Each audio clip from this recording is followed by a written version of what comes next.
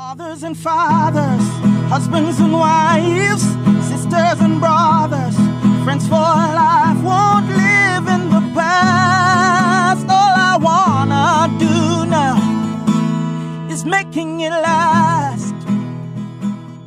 It's time for another conversation, and this time the focus will be how can the spirit of giving, as outlined by the Bible, foster healthy relationships?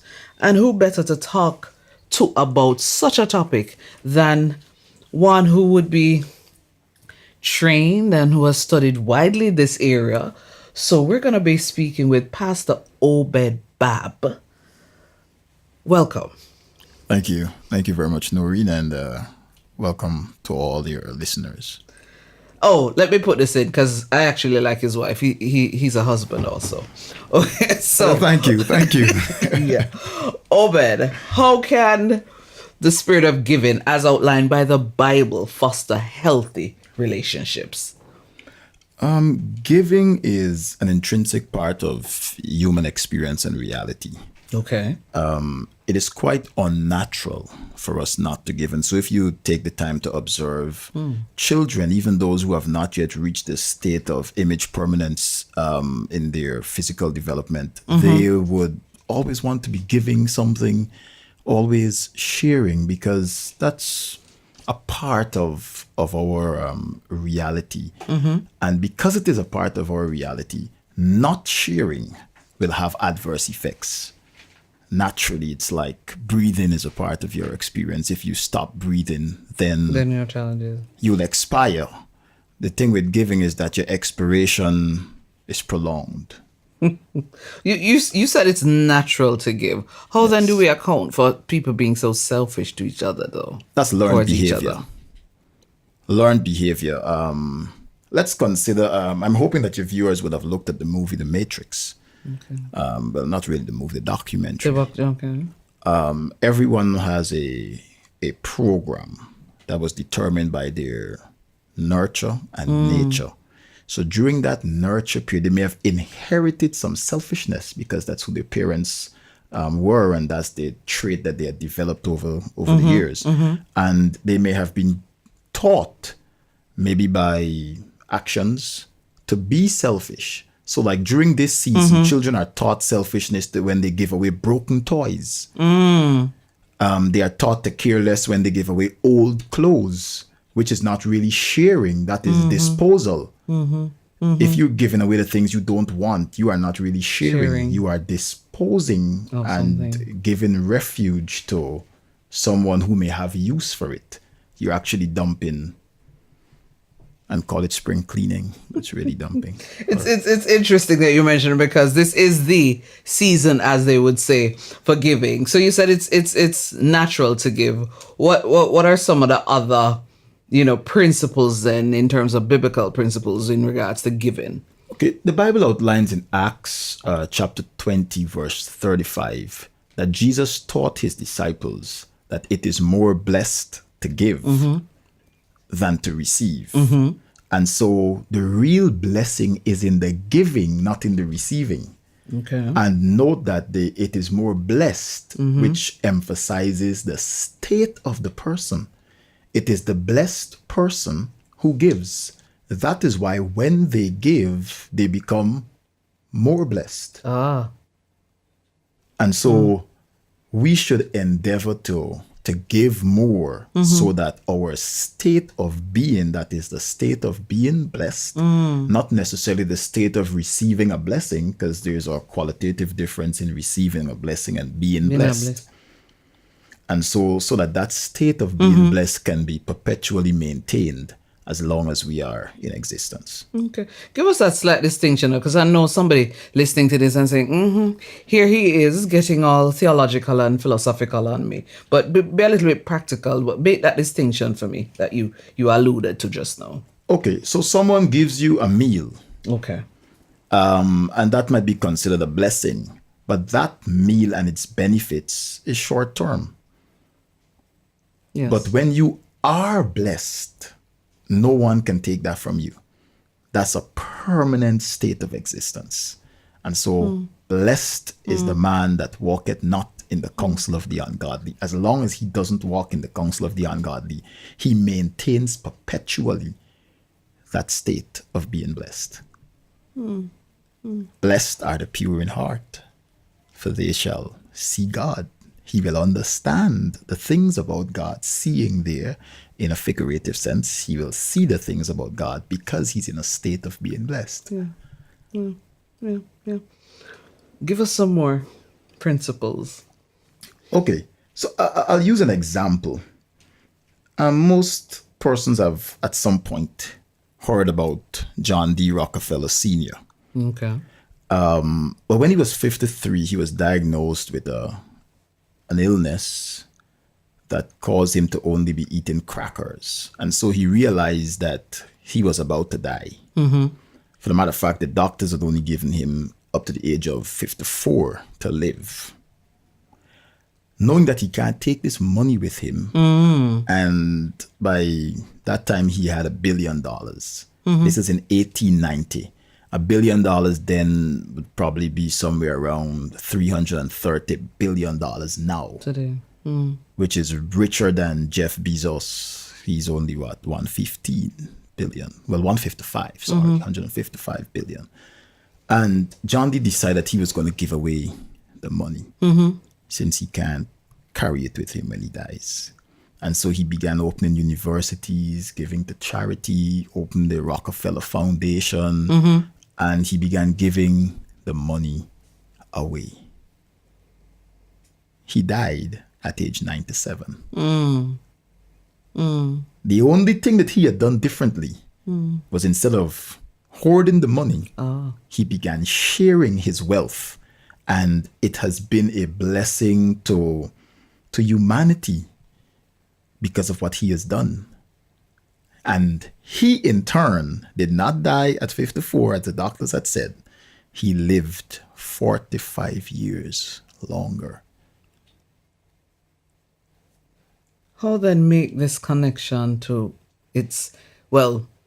how will all of them then impact on how our relationships are and how healthy or unhealthy they can become?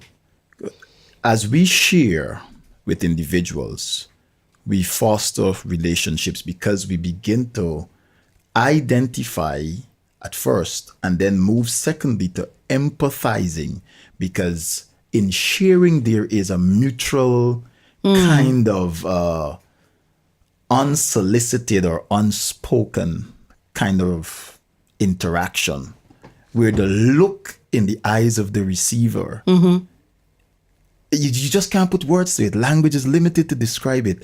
And the feeling of satisfaction in the heart of the giver, somehow this is communicated, and you know that person knows that you were blessed, and that person knows that you felt the way you felt without having to say it. And naturally, if you've ever given a good meal to a stranger on the street, every time you pass, you begin to look for that person, and that person will look for you.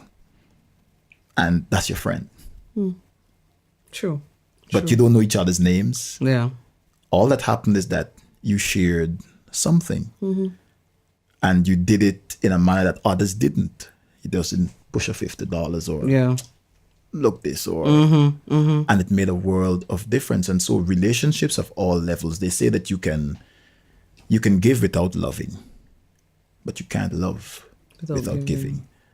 And so because God is love, and we were made in the image of God, and love is a communicable attribute of God, in each of us, love is resident. To the degree that it is seen is the intensity with which it is practiced.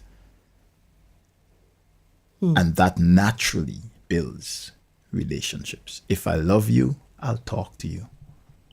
If I love you, I'll smile with you, I'll greet you, I'll treat you as a human being should be treated. Not because you've done anything worthy of it, but because you're human.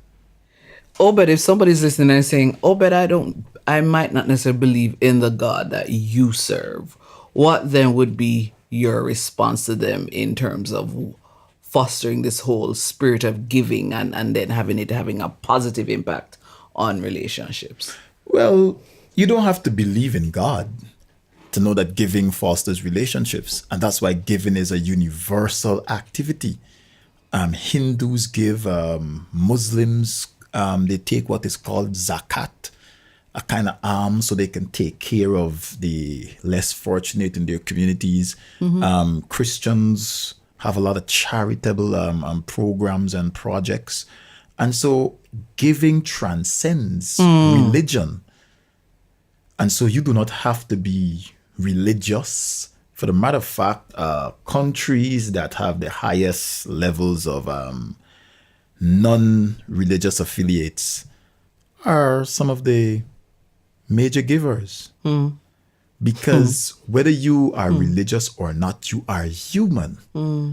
And the Creator, whom the Bible describes as God, has endowed humans with these character traits.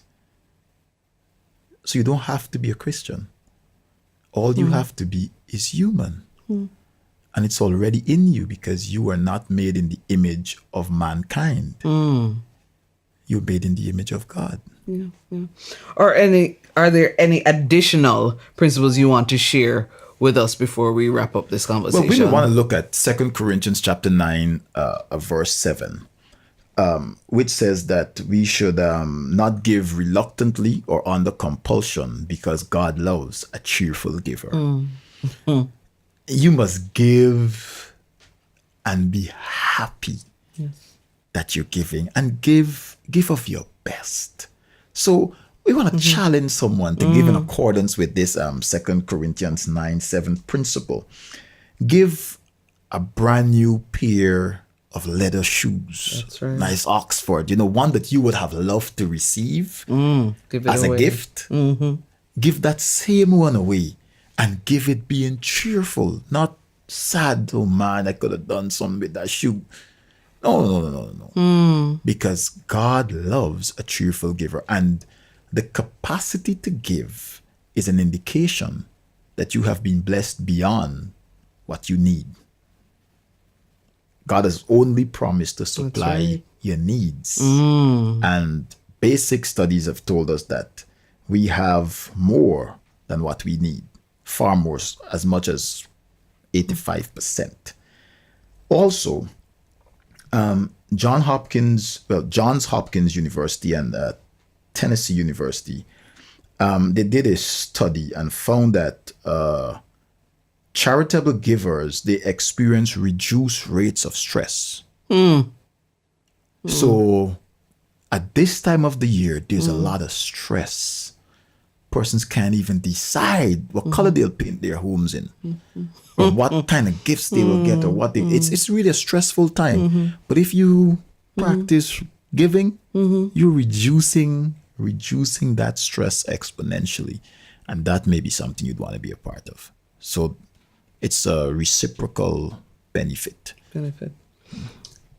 If all that was said just now, somebody is saying, I hear you, Obed. I hear you, Obed. What then will you say to ensure that they listen? And what's the one thing you want to leave with them so they say, yes, God said this and I will try to do this? Well, I would leave them with the words of Proverbs 11:25, which says, a generous person will prosper. Whoever refreshes others will be refreshed. And this is from Solomon. He knew some things I don't know because he was the wisest man who ever lived. Thank you so much, Obed. Our conversation this time around was, how can the spirit of giving, as outlined by the Bible, foster healthy relationships? This was Noreen Daly with Making It Last podcast, where it's all about having better relationships, not just with ourselves, but with other people. Mothers and fathers, husbands and wives, sisters and brothers, friends for life.